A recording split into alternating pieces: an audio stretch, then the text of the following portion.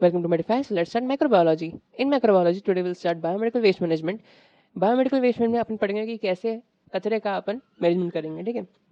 सो first definition biomedical waste की या biomedical waste की डेफिनेशन क्या होती है। So it is waste generated from the hospital site, lab site, treatment site और इम्यूनेशन साइट। सिंपल ये लिखना है अपने को, the waste generated from hospital, lab और immunisation centres is called as biomedical waste, ठीक है। अब बात करते हैं कि जो पेशेंट का जनरल जो उसका पर्सनल वेस्ट होता है और जो बायोमेडिकल वेस्ट है, इन इसमें कितना कंट्रीब्यूशन होता है टोटल वेस्ट का। ये देखो, अगर हम बात करें किसी भी हॉस्पिटल की, तो ऑन एन एवरेज अगर एक बेड से 1/2 to 2 kg का अपने पास वेस्ट आता है, एक बेड से 1/2 to 2 kg का पर डे अपने पास इतना कचरा आता है। तो इस कचरे में मैक्स टू मैक्स 20% ही बायोमेडिकल वेस्ट होता है, 20%, जिसका अपने को ध्यान रखना है, जिसका अपने को ट्रीटमेंट प्रॉपर या डिस्पोजल प्रॉपर करना पड़ेगा। बाकी जो वेस्ट होता है which is 80% waste, it is non infectious waste. For suppose patient का रिश्तेदार आया, उसने चिप्स खा ली, वेस्ट है, कचरा फेंक दिया उसने, तो ये वेस्ट है, ये इन्फेक्टियस नहीं है, ये पेशेंट ना पेशेंट को अफेक्ट करेगा ना किसी हेल्थ केयर वर्कर को अफेक्ट करेगा। तो these are general waste, these are general waste. 80% waste is general और 20% इज बीएमडब्ल्यू, ठीक है। अब हम बात करते हैं कि बीएमडब्ल्यू के वेस्ट में भी क्या दिक्कत आती है। देखो, इस 20% में भी कुछ अलग सा एक डिवीजन माना गया है बुक के अंदर। सबसे पहले इसमें बीएमडब्ल्यू में जो बायोमेडिकल वेस्ट है, इसमें 15 to 12% इज इन्फेक्टियस वेस्ट। कौन सा वेस्ट है वो? इन्फेक्टियस वेस्ट है। और रेस्ट वेस्ट इज 8 या 7% जो भी बच रहा है तुम्हारा, वो वेस्ट जो है केमिकल और रेडियोएक्टिव वेस्ट है। केमिकल और रेडियोएक्टिव वेस्ट, दवाई हो सकती है, उसकी सिरिंज बॉटल हो सकती है, इंजेक्शन बॉटल्स हो सकती है, ठीक है। So chemical and radioactive waste. Now we talk about hazards associated with biomedical waste. देखो, जो बायोमेडिकल वेस्ट होता है उसमें हैजार्ड क्या होता है। देखो, जो इन्फेक्टियस वेस्ट होता है उससे हेल्थ केयर वर्कर जो है या वो इंसान जो कि वेस्ट सेग्रीगेट कर रहा है, उसको भी अफेक्ट हो सकता है, so we need a proper segregation, ताकि इन्फेक्टियस वेस्ट को एक इंसान छुए भी ना। नॉन इन्फेक्टियस को आदमी हाथ से कर ले कोई दिक्कत नहीं है, लेकिन अगर इन्फेक्टियस है और अगर उसको आदमी हाथ से सेग्रीगेट करेगा दिक्कत आ जाएगी, ठीक है। So that's why we need a proper management. So कैसे इन्फेक्ट हो सकता है? जैसे कि कोई भी उसको माइक्रोब अगर तुम्हारे वेस्ट में अगर है तो उसको इंजेक्शन से ले सकता है। फॉर सपोज कि अभी उसने कोई काम करने वाली साफ करने वाली है आंटी, उन्होंने अभी एक इंजेक्शन की बोतल उठाई और उसमें डाली डस्टबिन में। उस इंजेक्शन की बोतल पे पहले से माइक्रो ऑर्गेनिज्म थे, लेकिन था तो वो वेस्ट, तो आंटी ने उठा के फेंक दी। अब उनके हाथ पे लग गई, उन्होंने उसी हाथ से खाना खा लिया, तो इंजेक्शन से हो सकता है। देन इनहेलेशन से हो सकता है, इनहेलेशन मतलब वही हवा में है तो हो सकता है। Then direct contact, skin to skin contact हो सकता है, ठीक है। और can cause various type of infection, जैसे कि जीआईटी, रेस्पिरेटरी, स्किन इन्फेक्शन। देखो, जहाँ जहाँ जाएगा, इनहेलेशन से जाएगा तो रेस्पिरेटरी, इंजेक्शन से जाएगा तो जीआईटी, और अगर स्किन टू लाइट जाएगा तो skin infection. Simple. Then next is hazard from chemical waste. अब केमिकल वेस्ट कैसे होंगे? देखो, केमिकल वेस्ट कैसे होगा, यहाँ लिखना ही पड़ेगा। देखो, जो भी तुम्हारा लैब रिएजेंट है, क्या है? Laboratory reagent. Just second. जो भी तुम्हारा लैब रिएजेंट, डिसइंफेक्टेंट्स और वो वेस्ट जिसमें हैवी मेटल्स हो, एक एग्जांपल देता हूँ, सुनना। डिसइंफेक्टेंट्स एंड हैवी मेटल्स एक एग्जांपल दे रहा हूँ। फॉर सपोज अभी डॉक्टर साहब के आने के बाद पेशेंट ने अपने हाथ से थर्मोमीटर नीचे गिरा दिया, गलती से गिरा लेकिन नीचे गिर गया। थर्मोमीटर के अंदर क्या था? मर्क्यूरी पूरा तुम्हारे वहाँ पे फ्लोर पे फैल गया। अब वो मोस्ट टॉक्सिक फॉर्म है। टॉक्सिक है मर्क्यूरी, एक्सप्लोजिव भी है, एक्सप्लोजिव तो नहीं है वैसे, कोरोसिव है। टॉक्सिक है, कोरोसिव है मर्क्यूरी, और फ्लेमेबल है, ठीक है। तो अब क्या होगा, जैसे किसी ने आके उसको हाथ लगाया, फॉर सपोज कोई एक सर्कमस्टेंस हो सकता है कि उसमें आग लग जाए, हाथ जल सकता है इंसान का, ठीक है। That's why. Next we talk about the pharmaceutical waste क्या होते हैं? सिंपल, एक्सपायर्ड और waste medicine, expired and waste medicine is pharmaceutical waste, ठीक है। और जो मेडिसिन है वो कौन सी प्रॉपर्टी, जो एक्सपायर्ड मेडिसिन होती है, याद रखना, वो कार्सिनोजेनिक प्रॉपर्टी शो करने लग जाती है। कार्सिनोजेनिक प्रॉपर्टी शो करती है, प्लस म्यूटाजेनिक, कार्सिनोजेनिक म्यूटाजेनिक एक ही है, ठीक। कार्सिनोजेनिक प्रॉपर्टी शो करती है जो एक्सपायर्ड मेडिसिन होती हैं। Then we talk about cytotoxic waste. अब साइटोटॉक्सिक वेस्ट क्या होता है? जो न्यूक्लियर और रेडियोलॉजिकल वेस्ट होते हैं, radiological waste, these are cytotoxic waste, these are cytotoxic waste. ठीक है, next we talk about biomedical waste rule India. Biomedical waste rule क्या कहता है? सुनो, ministry of environment and forest, MOEF, MOEF ने 1998 में बायोमेडिकल वेस्ट रूल निकाला था, जो रूल को 2016 में वापस लाया गया, जोरों शोरों से चल रहा है, विशेष स्वच्छ भारत अभियान का नाम से इसको चला रहे हैं, और 2018 में इसको वापस अमेंड करा गया था। अब सुनो करा क्या था। 1998 में इसमें 10 कैटेगरी में बांटा था। किसमें बांटा था? वेस्ट को 10 कैटेगरी में बांटा था, और 10 कैटेगरी के साथ साथ 5 कलर कोड निकाले थे, 5 कलर कोड निकाले थे डस्टबिन के। देखो, वेस्ट है, वेस्ट को पहले बांटा 10 कैटेगरी में, उन 10 कैटेगरी को 5 कलर कोड में बांटा गया था, और उन 2 कलर कोड से, और उन कलर कोड के हिसाब से उनमें कचरा डाला गया था। 2016 में इन 10 कैटेगरी, क्योंकि ये जो कैटेगरीज थी इनमें वेस्ट जो था बहुत बहुत ऊपर नीचे हो रहा था, मतलब बहुत ओवरलैपिंग हो रही थी वेस्ट की यहाँ पे। सो इसको अपन ने फिर वापस सेटअप जमाया, इसको सिंप्लीफाई करे कैटेगरी को, सिंप्लीफाई द कैटेगरी, जिससे सेग्रीगेशन सिंपल हो, जिससे ईज ऑफ सेग्रीगेशन मिले, for simplify the category for ease of segregation, ताकि सेग्रीगेशन में अपने को हेल्प मिले। ठीक है, सेग्रीगेशन में हेल्प मिलेगी तो ऑब्वियस बात है कि ट्रीटमेंट में भी हेल्प मिलेगी, क्योंकि अगर कोई येलो बिन में, तो अपन जानते हैं उसका क्या करना है अपने को। फॉर सपोज अगर अपन येलो बिन का रेड बिन में डाल दिया तो अलग हो सकता है ना।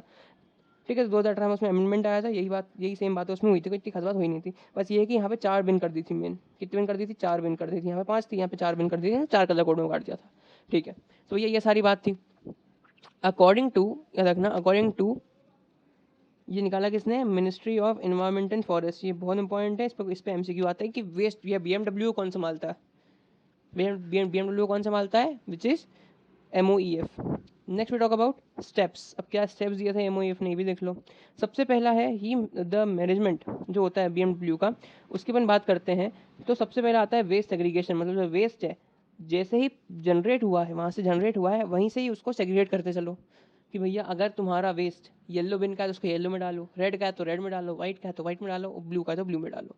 जैसे जनरेशन पे ही सेग्रीगेट कर दो। ठीक है, तो it is waste segregation into the colour coded containers. Second is pre treatment. अगर कोई लेबोरेटरी केमिकल है जो कि टॉक्सिक हो सकता है तो उसको पहले ट्रीट करो, ऑटोक्लेव करो, जो तुम जिससे जिससे उसकी टॉक्सिसिटी थोड़ी कम हो, फिर उसको डालो वेस्ट में। Third is transport of waste from generation site to central storage. याद रखना, सेंट्रल स्टोरेज अलग है।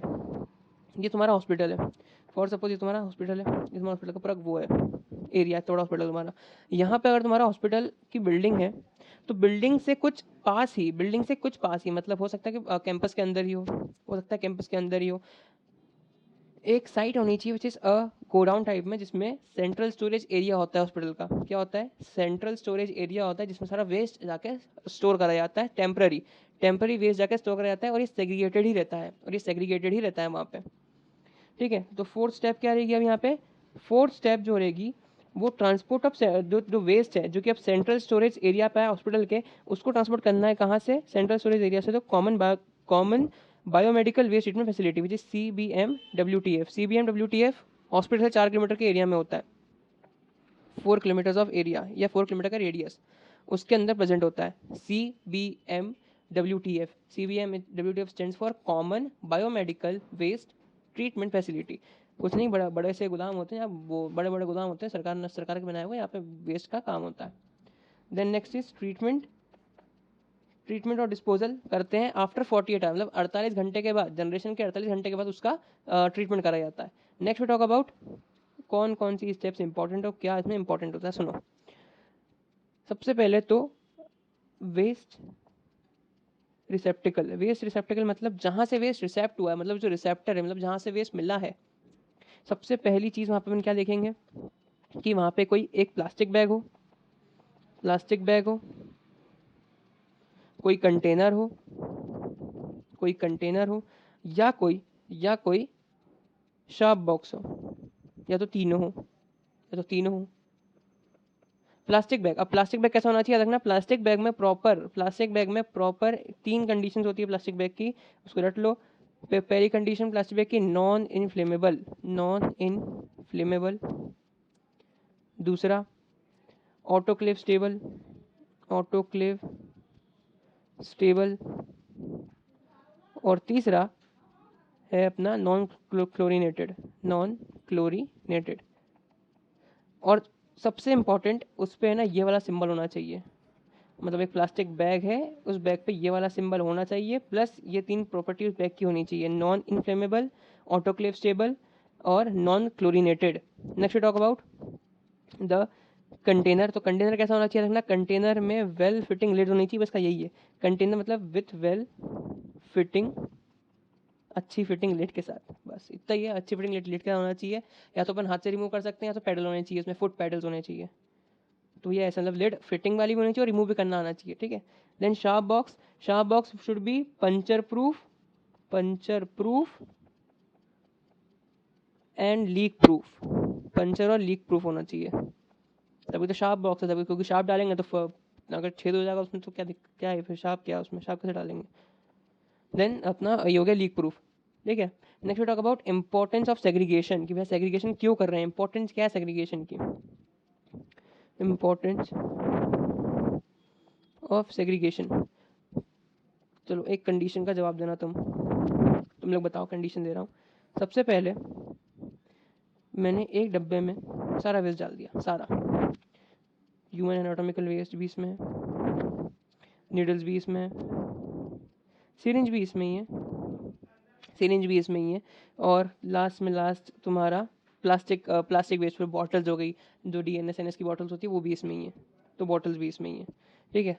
अब अगर मैं इन सबको बोलूँ कि अरे क्या टेंशन है, अपन जला दो इन सबको, इंसिडेंट कर दो, इंसिनेट करेंगे तो क्या होगा, कार्सिनोजेनिक फ्यूम्स निकलेगी, कार्सिनोजेनिक फ्यूम्स निकलेगी इन सबसे, तो भैया ये दिक्कत आ जाएगी इससे। That's why it is important to segregate, ताकि प्रॉपर ट्रीटमेंट हो हर वेस्ट का। तुम प्लास्टिक बॉटल्स को इंसिनेट नहीं कर सकते, तुम सिरिंज को इंसिनेट नहीं कर सकते, तुम ग्लासवेयर को भले एक बार वो कर दोगे, तुम नीडल्स को एक बार को कर सकते हो, लेकिन प्लास्टिक बॉटल्स को नहीं कर सकते ना, सिरिंज को कर सकते हैं। तुम जो ह्यूमन एनाटॉमिकल वेस्ट आएंगे इनको इंसिनेट ही करना रहता है, इनको कोई या फिर इनका प्लाज्मा लाइसिस करो, कोई दूसरा ट्रीटमेंट इन पे चलता भी नहीं है। ह्यूमन एनाटॉमिकल वेस्ट में सिर्फ इंसिनेशन चलेगा या तो फिर प्लाज्मा लाइसिस चलेगा, इसके अलावा कुछ नहीं चलेगा, ठीक है। तो इसलिए we need a proper segregated waste for treating its, ठीक है। और ये हो गया पहला। दूसरा हो गया ये पहला ट्रीटमेंट, ये हो गया पहला इंपॉर्टेंस। सेकंड इंपॉर्टेंस क्या है, सेकंड इंपॉर्टेंस ये है कि भैया निडल स्टिक इंजरी से बचेगा, निडल स्टिक इंजरी बोलते हैं उसको, क्या बोलते हैं, needle stick injury. Needle stick injury क्या होती है, यही वाला एग्जाम्पल ले रहा हूँ, मैंने एक डब्बे में सारे वेस्ट डाल के रखे हैं, अब एक आदमी आया उसको सेग्रेट करने लगा, सारे वेस्ट डाल दिए उसमें, उसके बाद सेग्रेट कर रहा है, कोई सुई, कोई इंजेक्शन हो सकता है कि कोई HIV एड्स का पेशेंट है, मैंने उस पर इंजेक्शन लगा के उसमें फंसा था डस्टबिन पे, उसको लग गई इंजेक्शन, उसको एड हो जाएगा। हेपेटाइटिस B का था, वो लग जाएगा, वो हो जाएगा, ठीक है। सो तो निडल स्टिक इंजरी बोलते हैं इसको। तो ये to prevent needle stick injury and to prevent the production of carcinogens. तो भैया ये दो बात हो गई। Then we talk about labelling. Labelling में बहुत इंपॉर्टेंट चीज़ होती है। लेबलिंग कुछ नहीं, बस ये बताती है, जब रिकॉर्ड अपन देखते हैं किसी भी सेंट्रल स्टोरेज एरिया के साथ में हॉस्पिटल में बना होगा, वहाँ जाकर देखना, वहाँ पर रिकॉर्ड बुक भी रखी रहती है। वहाँ पर रिकॉर्ड बुक में से बस इतना बताते हैं वो लोग कि for suppose derma department, medicine department से कुछ 3.5 किलो कचरा आया, ये लिखा रहता है उसमें। और लेबलिंग इसी के लिए रहती है कि इतनी बजे कितना कचरा आता है, कहाँ से, कौन से डिपार्टमेंट से। और ये इंपॉर्टेंट भी है जानने के लिए कि कौन सा डिपार्टमेंट अपना ज़्यादा चल रहा है और किसमें ज़्यादा वेस्ट कौन सा आता है। नेक्स्ट इज, एक पेज और लगेगा, हाँ। नेक्स्ट में बात करते हैं प्री ट्रीटमेंट की। ये सारी बात सेग्रीगेशन की थी, ठीक है, सेग्रीगेशन की बात थी सारी। प्री ट्रीटमेंट, जिसमें मैंने तुमको बताया था कि कोई भी केमिकल वेस्ट है जो कि टॉक्सिक हो सकता है, तो उसको पहले अपन ट्रीट कर दो, इसको बोलते हैं प्री ट्रीट, जिसमें तुम्हारा ऑटोक्लेव हो सकता है या कोई भी केमिकल एंटीजेंस या केमिकल एजेंट से इसको ट्रीट करो, जिससे इसकी टॉक्सिसिटी कम हो जाए, ठीक है। ऑटोक्लेव प्लस केमिकल एजेंट, इससे टॉक्सिसिटी कम हो जाए, ठीक है। Next is central storage area. Central storage area भैया, सेंट्रल बताया मैंने कि कैंपस के अंदर होना चाहिए या ज़्यादा दूर नहीं होना चाहिए, inside the campus. Hospital campus के अंदर होना चाहिए या ज़्यादा दूर नहीं होना चाहिए। ये एक टेम्परेरी जगह होती है जहाँ पे सारा कचरा भरा हुआ रहता है, लेकिन सेग्रीगेटेड फॉर्म में रहता है। It is a temporary area और टेम्परेरी स्टोरेज एरिया, ठीक है। Then we talk about PPE. PPE क्या होता है? Personal protective equipment. ये देना पड़ता है हर हेल्थ केयर वर्कर को जो कि हैंडल करता है इसको, जो कि किसको हैंडल करता है? तुम्हारे कचरे को। Yes, handling the BMW, handling the BMW. तो डॉक्टर की पीपीएम और इसकी पीपीएम में फ़र्क आएगा कैसा आएगा बताता हूँ। Handling the PP, handling the BMW. इसकी पीपीई में याद रखना 3 प्लाई मास्क, वो 3 प्लाई मास्क तो सेम ही है, N95 है और 3 ply mask, 3 ply mask. Next heavy duty gloves. Heavy duty gloves जो कारीगर होगा वो होते हैं प्लास्टिक के बड़े बड़े ग्लव्स, वो वाले हैवी ड्यूटी ग्लव्स। देन गम बूट्स, डॉक्टर्स क्या पहनते हैं? शू कवर, ठीक है, ये बनते गम बूट्स। और लास्ट इज गाउन। गाउन दोनों कॉमन है, ठीक है। तो भैया ये होता है। और लास्ट टॉपिक है हमारा ट्रांसपोर्ट, किसको लेके ले आना कैसे करेंगे। तो एक सेपरेट कार्ट होनी चाहिए, separate trolley, separate dedicated trolley to BMW. Dedicated trolley होनी चाहिए, तो यही कचरे की गाड़ी है, इसमें कचरा आया, इसमें कचरा जाएगा। सेपरेट रूट होना चाहिए for preventing the exposure to the patient और the and doctors. Separate route होना चाहिए, सेपरेट रूट जिससे तुम्हारा एक्सपोजर बचे डॉक्टर्स और पेशेंट्स का। बस ये सारी बात होनी चाहिए। और क्या क्या बात करिए अपन सबसे पहले? वेस्ट रिसेप्टिकल, रिसेप्टिकल, वेस्ट रिसेप्टिकल इसमें आता है प्लास्टिक बैग। प्लास्टिक बैग कैसा होना चाहिए? Non inflammable, autoclave stable, non chlorinated, plus ये वाला सिंबल बना हुआ होना चाहिए। कंटेनर कैसा होना चाहिए? तो कंटेनर वेल फिटेड लिड होनी चाहिए जिसको अपन अच्छे से रिमूव कर सकें, या फिर फुट पैडल होने चाहिए। शार्प बॉक्स में कैसा होना चाहिए? पंचर प्रूफ होना चाहिए, लीक प्रूफ होना चाहिए। इंपॉर्टेंस ऑफ सेग्रीगेशन बताया मैंने कि अगर सारे वेस्ट अपन एक जगह डाल के जला देंगे देन वो कार्सिनोजेनिक फ्यूम्स निकलेगी उसमें से, ठीक है। तो उससे प्रिवेंट करेगा, तो prevent from carcinogenic fumes, prevent carcinogenic fumes, ठीक है। और निडल स्टिक इंजरी हो सकती है, निडल स्टिकिंग इंजरी हो सकती है। बताया था मैंने कि अगर उसको सिरिंज लग जाएगी जो कि दूसरे पेशेंट में पहले से लगी होगी, जो सेग्रीगेट कर रहा है बिना ग्लव्स या बिना किसी चीज़ के, तो उसका एड्स या हेपेटाइटिस बी का इन्फेक्शन उसमें लग सकता है। देन बाय लेबलिंग कि भैया प्रॉपर कहाँ से कितना कचरा आया है। देन प्री ट्रीटमेंट, अगर कोई टॉक्सिक सब्सटेंस है तो उसको पहले हॉस्पिटल में ट्रीट करो किसी भी ऑटोक्लेव या फिर केमिकल एजेंट से, ताकि वो नॉन टॉक्सिक हो या फिर लीस्ट टॉक्सिक हो जाए। Then we talk about central storage area. Central storage area campus के अंदर होना चाहिए और टेम्पररी स्टोरेज एरिया होता है वो, ठीक है। Then we talk about PP. PP क्या होता है? पीपी हेल्थ केयर वर्कर को देना पड़ता है जो कि हैंडल करता है बीएमडब्ल्यू को, ठीक है। और इसके पीपी में क्या क्या मिलेगा अपने को? 3 प्लाई मास्क मिलता है, हैवी ड्यूटी ग्लव्स मिलते हैं, गम बूट्स एंड गाउन। बात करते हैं ट्रांसपोर्ट में देखेंगे तो सेपरेट डेडिकेटेड ट्रॉली इसकी होनी चाहिए और सेपरेट रूट इसका होना चाहिए। Next talk about the each bin in detail. Yellow bin याद रखना, तुमको एक ओवरऑल बताता हूँ सबसे पहले। तो yellow bin is for infectious non-plastic. Red is for infectious plastic waste. White is for sharps. White is for sharps. ये वाली होती है, ये वो होती है पंचर प्रूफ, लीक प्रूफ, तो white is for sharps and less blue is for glass wares. तो एक एक की बात कर लेते हैं, फटाफट आ जाओ किसमें क्या डालेंगे। लिस्ट है सबकी, बना लो तो अच्छी बात है। बात करते हैं येलो में डालेंगे अपन human anatomical waste first. Second soiled waste, soiled मतलब भीगे हुए, यस, सॉइल्ड मतलब भीगना, एक ही बात है। सॉइल्ड वेस्ट मतलब कोई ब्लड या इसमें कोई ब्लड लगा हुआ है तो उसमें डालेंगे, ऑब्वियसली बात है, ठीक है। Then next is chemical solid waste, chemical solid waste, ठीक है। फोर्थ इज लिनन जैसे कि जो चद्दर बिछाया हुआ है इसमें डालते हैं अपन, ठीक है। कवर और शू कवर और गाउन सब लिनन में आ जाती है, लिख दें गाउन, शू कवर, ये सब लिनन में आ गई। Fifth is microbiology laboratory waste, microbiology waste जो कि तुम्हारे स्लाइड्स हो गई, ठीक है, माइक्रोबायोलॉजी वेस्ट। बात करते हैं अपन किसकी? रेड वाले की, हाँ ये सारे हो गए किसके? येलो के, human anatomical waste, soiled waste, chemical solid, linen और microbiology. Then microbiological waste, then we talk about red bin. Red bin कैसा है? Infectious plastic. तो भैया याद रखना सिरिंज इसमें जाएगी, सिरिंज आएगी without needle, syringe without needle, इसमें सिरिंज आएगी विदाउट नीडल, ये इंपॉर्टेंट है, विदाउट नीडल। अगर नीडल के साथ में तो किस में डालेंगे? वाइट वाले में डालेंगे। Second urine bag. Third catheter, catheter set, catheter set, ठीक है। और ट्यूबिंग्स, जो ट्यूब्स होती है वो सब, ट्यूबिंग, ग्लव्स, ग्लव्स हो गए, plastic apron and goggles, plastic apron and goggles. अब एक बात बताओ, ग्लव्स डालेंगे रेड वाले में, लेकिन अगर ग्लव में खून लगाओ तो, ग्लव में खून लगाओ तो किस में डालेंगे? रेड में कि येलो में? येलो में डालेंगे। क्यों? बिकॉज ऑफ जितने भी सॉइल्ड वेस्ट है वो इसमें डालेंगे। सिरिंज में अगर नीडल लगी हुई है तो किस में जाएगा? इसमें जाएगा।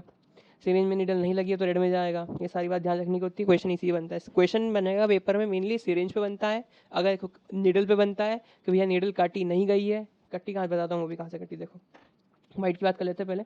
वाइट इज नीडल इसमें डालेंगे, नीडल इसमें डालेंगे। वो भी कौन सी नीडल? जो कि नीडल कटर से कटी हो, which is needle tip cutter से, नीडल टिप कटर से कटी हुई हो, ठीक है। Second syringe with needle, syringe with needles, syringe with needle. तुमने नीडल देखी होगी तो ऐसी होती है नीडल, ये तुम्हारी ये तुम्हारा ऊपर का हो गया, कोई शार्प पार्ट होता है और इसके नीचे हल्का सा ये, और फिर ये तुम्हारा होता है लगाने का, जो कि इंजेक्शन में लगता है। तो ये वाला जो पार्ट है ये इसमें से कट जाता है, और ये कट के ये जाता है तुम्हारे रेड में, और ये जो ऊपर का शार्प पार्ट है ये जाता है वाइट में, ठीक है। ये तो कॉम्प्लेक्स रहता है नीडल का काम, हर जगह तो नहीं रहता, ये जगह डाल देता हूँ वाइट में नीडल्स को। देन नेक्स्ट सिरिंज हो गया, syringe with needles.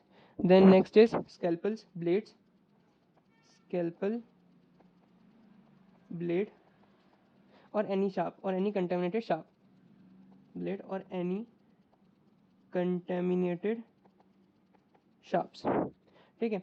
And last is blue, blue is for broken glasses और glasses, broken glass, glass. Third is medicine vials, जो एम्प्यूल्स होते हैं उसको मेडिसिन वायल बोल रही है, मेडिसिन वायल्स, एम्प्यूल्स लिख दो अपनी तरफ से, एम्प्यूल्स, ठीक है। Then metallic plant implant, metallic body implants, जिसमें आता है अपना डेंटल इम्प्लांट्स जो होते हैं, डेंटल इम्प्लांट्स मतलब मेटल्स, मेटल्स भी इसमें आते हैं, तो इसमें याद रखना glass pairs, glass pairs plus metals, glass pairs metal, तो डेंटल इम्प्लांट। तो ये सारी बात होगी कचरे की, भैया कौन कौन सा कचरा कहाँ जाता है, याद रखना। प्लास्टिक एप्रन क्या डालूंगा मैं? जल्दी बताओ, प्लास्टिक एप्रन रेड में, नॉर्मल एप्रन जो कि लिनिन वाला जो कपड़े का एप्रन होता है वो किसमें डालूंगा? येलो में, लिनिन ग्लव्स ये हो गया, तो इसमें एप्रन भी आता है अपना, ठीक है। और वो ग्लव्स जिसमें ब्लड लगा है वो जाएगा अपना येलो में, वो ग्लव जिसमें ब्लड नहीं लगा है वो जाएगा अपना रेड में। वो नीडल जो कि सिरिंज के साथ में वो जाएगी अपनी सिरिंज जो कि नीडल के साथ में वो जाएगी अपनी वाइट में, जो सिरिंज जिसमें अपने नीडल हटा दिया, नीडल फेंक दिया अपन ने, वो जाएगी अपनी रेड में। याद रखना सिरिंज विदाउट नीडल जाएगी अपनी रेड में, सिरिंज विथ नीडल जाएगी अपनी वाइट में या ट्रांसलूसेंट में। देन वी टॉक कि जो ग्लव्स हैं, ग्लव्स अगर सॉइल्ड है तो येलो में, ग्लव्स अगर नॉन सॉइल्ड है तो रेड में। Next is treatment. ट्रीटमेंट देखो अलग अलग तरीके से हो सकता है, सारे ट्रीटमेंट अपन पढ़ेंगे नहीं, सिर्फ ट्रीटमेंट का नाम याद कर लो। सबसे पहला इंसेरिनेशन होता है, इंसेरिनेशन कोई नहीं पूछेगा ट्रीटमेंट तुमसे ध्यान से। Second is autoclave, autoclave. Third is microwaving, microwaving. Fourth is sharp pit, sharp pit, sharp pit कुछ नहीं, एक गड्ढा बनाते हैं तुम्हारे उसमें, उसमें जाए शार्प डाल देते हैं, सिंपल यही है शार्प पिट। देन प्लाज्मा पायरोलाइसिस जो बता रहा था तुमको, ह्यूमन एनाटॉमिकल वेस्ट का होता है जो प्लाज्मा पायरोलाइसिस, पायरोलाइसिस। और last is chemical disinfection, chemical disinfection, ठीक है। अब आती है बात किसकी? डिस्पोजल की। तो डिस्पोजल की बात भी यहीं कर लेते हैं अपन साइड में। डिस्पोजल कैसे क्या करते हैं, तो डिस्पोजल करने के लिए आता है भैया, याद रखना, कंपोस्टिंग करते हैं जो तुम्हारे रिसाइकलेबल या एक होता है रिकवरिंग वेस्ट जो होते हैं, रिकवरिंग वेस्ट, रिसाइकलेबल नहीं, रिकवरिंग वेस्ट जो होते हैं, 3 R होते हैं, रीयूज, रिसाइकल, रिकवर। रीयूज मतलब उसी को वापस इस्तेमाल कर लो, मतलब डिसइंफेक्ट करा के उसको वापस इस्तेमाल कर लो। फॉर सपोज जो अपने स्कैल्पल्स हो गए, सर्जिकल इक्विपमेंट्स हो गए, ये सब हो गए रीयूज वाले। रिसाइकलेबल में आते हैं जो मेडिसिन वायल्स हो जाती है, जो हाँ जो मेडिसिन वायल्स है तुम्हारी, ये सब आती है रिसाइकलेबल्स में। और जो तुम्हारे रिकवर है, अब रिकवर में क्या होगा, वो चीज़ें जिनसे अपन कंपोस्ट बना सके, जैसे कि अपना माइक्रोबायोलॉजिकल वेस्ट हो गए, ठीक है, अपना नॉर्मल ह्यूमन ह्यूमन एटॉमिकल वेस्ट हो गया, ये सारे अपन कर सकते हैं, कुछ ना कुछ वहाँ के रिकवर कर सकते हैं अपन। लेकिन जो कुछ वेस्ट होते हैं, जैसे कि वो जो कुछ वेस्ट होते हैं जो कि काम की नहीं आते, तो उनको फेंक देते हैं, मतलब उनका काम करा देते हैं, उनको ट्रीटमेंट कर देते हैं, चला देते हैं, इंसिनेट कर देते हैं। तो कंपोस्ट बनाना ये डिस्पोजल होता है। सेकंड, वेस्ट टू इंजूरी, ये रिकवर वाला है कि भैया जला के उनसे एनर्जी ले लो, जला दो, फिर उनसे इलेक्ट्रिसिटी बना सकते हैं, उसकी गैस से जो बनेगी प्रोड्यूस होगी। वेस्ट टू एनर्जी, ये डिस्पोजल होता है। थर्ड डिस्पोजलिंग इज रिसाइकलिंग, रिसाइकल कर लो। एंड फोर्थ इज इंसरेनेटिंग, जो कि बहुत कम इस्तेमाल होता है आजकल, इंसरेनेटिंग, बिकॉज ये जो होता है फर्टिलिटी को अफेक्ट करता है फॉइल की, इंसरेनेटिंग, और इतना बड़ा गड्ढा कोई खोदने नहीं देता, ठीक है। याद रखना, एक बायोमेडिकल कमेटी होती है, BMW कमेटी, जो कि मेंटेन करके रखती है हॉस्पिटल में इन सबको, ठीक है। सो धन्यवाद।